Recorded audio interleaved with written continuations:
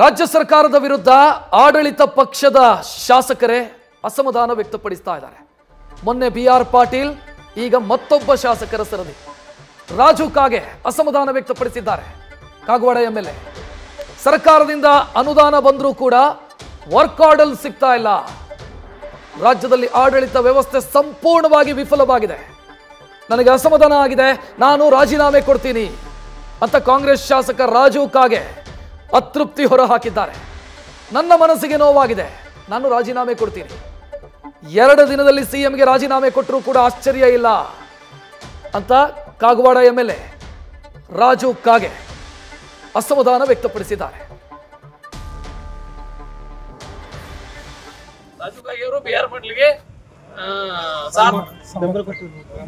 ಬೆಂಬಲಿಸು ಮಾತಿದ್ದನ್ನ ನಾನು 2 ವರ್ಷ ಆಯ್ತ್ರಿ ಕಾಯಿ ಹೊಡೆದ. ವಿಶೇಷ ಅನುದಾನ ಕೊಟ್ಟರೆ ಸೀರಿಯಸ್ ಇದ್ದಾವೆ ಇಲ್ವಲ್ಲ. ವಿಶೇಷ ಅನುದಾನ ಮುಖ್ಯಮಂತ್ರಿ ವಿಶೇಷ ಅನುದಾನ 25 ಕೋಟಿ ಕೊಟ್ಟರು. 25 ಕೋಟಿದಲ್ಲಿ 12 ಕೋಟಿ ರೂಪಾಯಿ ರಸ್ತೆ ತಗೊನಿ, 13 ಕೋಟಿ ರೂಪಾಯಿ ಸಮುದಾಯ ಭವನ ತಗೊನಿ, 13 ಕೋಟಿ ರೂಪಾಯಿ 2 ವರ್ಷ ಆಯ್ತು ನಮಗೆ. ಎಂದು ಕೊಟ್ಟಿದ್ದಾರೆ ಅದನ್ನ ಅನುದಾನ, ಎಂದು ನಾವು ಪ್ರಪೋಸಲ್ ಕೊಟ್ಟಿದ್ದೀವಿ, ಇದುವರೆಗೆ ವರ್ಕೌಟ್ ಕೊಟ್ಟಿಲ್ಲ. ಯಾಕೆ?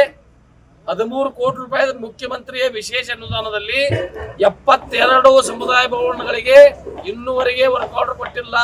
25 30 ಇದೆ. ಈಗ ನಾನು ಇವ್ರಿಗೆ ಕೇಳಿದಾನ ವಾಲಿ ಅವರಿಗೆ 25 ಕೊಟ್ಟಿದ್ದೇವ್ರಿಗೆ, ಉಳಿದು ಯಾಕ 2 ವರ್ಷ ಬೇಕು ಒಂದು ಕೆಲಸ ಮಾಡ್ಲಕ್ಕ? ಇದು ಎಲ್ಲ ವ್ಯವಸ್ಥೆ ಅನ್ನೋದು ಎಲ್ಲ ರಾಜ್ಯದಲ್ಲಿ ಅಡ್ಮಿನಿಸ್ಟ್ರೇಷನ್ ಆಡಳಿತ ಸಂಪೂರ್ಣ ವಿಫಲವಾಗಿದೆ. ನನಗೆ ಮನಸ್ಸಿಗೆ ನೋವಾಗಿದೆ. ನಾನು ರಾಜೀನಾಮೆ ಕೊಡುವ ನಿಟ್ಟಿನಲ್ಲಿ ನನ್ನ ಮನಸ್ಥಿತಿ ಬಂದಿದೆ. ನಾನು 2 ದಿನದಲ್ಲಿ ಹೋಗಿ ಮುಖ್ಯಮಂತ್ರಿ ಭೇಟಿಯಾಗಿ ರಾಜೀನಾಮೆ ಕೊಟ್ಟರು ಅದಕ್ಕೇನು ಬಹಳ ಆಶ್ಚರ್ಯ ಇಲ್ಲ. ಸರ್, ವರ್ಕ್ ಆರ್ಡರ್ ಯಾಕೆ ಕೊಡ್ತಾ ಇಲ್ಲ ಸರ್ಕಾರದಿಂದ? ಅದನ್ನ ನಾನು ನಿಮಗೆ ಕೇಳ್ತಾ ಇದ್ದೀನಿ, ಸರ್ಕಾರದವ್ರು ಯಾಕೆ ಕೊಡ್ತಾ ಇಲ್ಲ? 2 ವರ್ಷ ಆಯ್ತು ನಾ ಪ್ರಪೋಸಲ್ ಕೊಟ್ಟ. ಏನ್ ಸರ್, ಹಣಕ್ಕಾಗಿ ಬೆಡಕೆ ಇಡ್ತಾ ಇದಾರ? ಅದೇನ್ ದೇವ್ರಿಗೆ ಗೊತ್ತಪ್ಪ. ಈಗ BR ಹೇಳ್ತಾ ಇದ್ದಾರೆ ಹಂಗ ಆತಿರ್ಬೇಕು. ಮತ್ತ 2 ವರ್ಷ ಕೊಡ್ತಿದ್ರ ಅರ್ಥ ಏನು? ಕಳಪೆ ಕಾಮಗಾರಿ ಆದ ಗುತ್ತಿಗೆದಾರ ಮೇಲೆ ಕ್ರಮ ಆಗ್ತಾ ಇಲ್ಲ ಸರ್. ಕಾಗವಾಡ ಮತಕ್ಷೇತ್ರದಲ್ಲಿ ಬ್ಲಾಕ್ ಲಿಸ್ಟ್ ಹೋಗ್ಬೇಕಂತ ನೇಮ್ ಇದ್ರು ಕೆಲಸನ ಆಗ್ತಾ ಇಲ್ಲ. ಯಾವ ಕಾಂಟ್ರಾಕ್ಟ್ ತಗೊಂಡವ ಇದು 8 ವರ್ಷ ಆಯ್ತು, 1 ವರ್ಷ ಆಯ್ತು ಕೈ ಹೊಡೆದ ಇಲ್ಲೇ.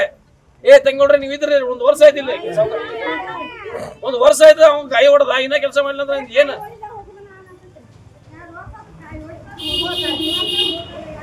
ಹೆಣ್ಮಗದು ತೋರ್ಲೆ ನೋಡೋಣ ಅವ್ರು ಏನದಾರ.